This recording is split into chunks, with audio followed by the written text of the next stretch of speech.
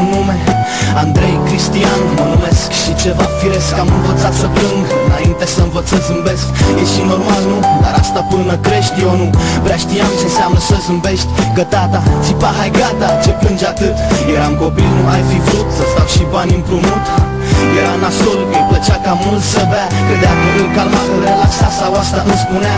Până venea de unde stătea să bea și făcea scandal, țipa și arunca cu tot ce prindea. Și uite așa eu am trăit crezând că toți tații sunt la fel, numai până când în parc ceilalți erau cu tatăl lor și eu nu înțelegeam de ce nu poate fi la fel și tatăl meu. Îmi pare rău, mamă, nu ți-am adus doar bucurii. Îmi pare rău, tata, că ai uitat că ai doi copii. Îmi pare rău că am crescut înainte de tine. Îmi pare bine, în schimb, că am învățat de mic să simt. Îmi pare rău, mamă, nu ți-am adus doar bucurii. Îmi pare rău, tata, că ai uitat că ai doi copii. Îmi pare rău că am crescut înainte de tine. Îmi pare bine, în schimb, că am învățat de mic să simt. Între timp am mai crescut, mă simțeam lovit. Știam că-s diferit, n-aveam un cămin prea fericit. Eram încă un copil când sora mea s-a născut, deși tata n-ar fi vrut, ci că îl costa ca mult. Eu aveam 6 ani și 2 luni atunci.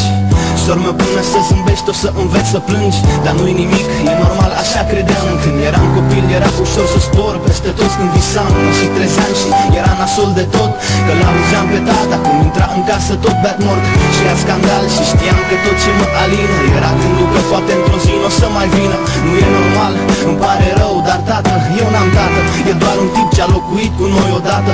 O spun acum și chiar nu-mi pasă ce cred unii, că tata e doar suma de căcat de la sfârșitul. Îmi pare rău, mamă, nu ți-am adus doar bucurii. Îmi pare rău, tată, că ai uitat că ai doi copii. Îmi pare rău că am crescut înainte de timp. Îmi pare bine, în schimb, că am învățat de mic să simt. Îmi pare rău, mamă, nu ți-am adus doar bucurii. Îmi pare rău, tată, că ai uitat că ai doi copii. Îmi pare rău că am crescut înainte de timp. Îmi pare bine, în schimb, că am învățat de mic să simt.